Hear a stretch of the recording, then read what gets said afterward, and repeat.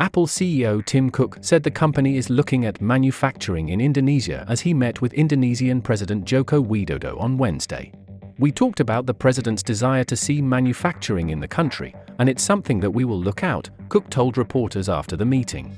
Widodo's administration has worked for years to bring manufacturing to the country to power economic development, while Apple is seeking to diversify its supply chains away from China, where most of its smartphones and tablets are assembled. The company began moving some production to countries like Vietnam, and more recently India, after shutdowns to fight COVID-19 in China repeatedly disrupted the company's shipments. "I think the investment ability in Indonesia is endless.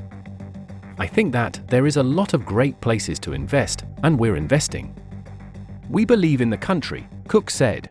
The previous day, Cook met Vietnamese Prime Minister Pham Minh Chinh in Hanoi, where he said Apple plans to invest more in Vietnam and increase spending on suppliers in the Southeast Asian manufacturing hub.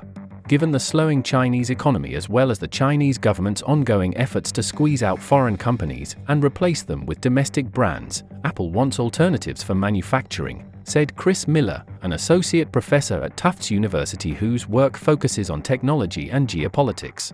It has already invested more in India and Vietnam, but it is likely looking at other partners in Southeast Asia to additional manufacturing and assembly operations, Miller said. Cook's visit to Indonesia came after Apple announced its fourth Apple Developer Academy in the country, to be located in Bali. The company first launched the program to train app developers in Indonesia in 2018, in the capital Jakarta. Widodo's government has sought to leverage the country's reserves of nickel and other raw materials to bring in manufacturing, banning export of raw commodities such as nickel and bauxite to oblige companies to build refineries domestically.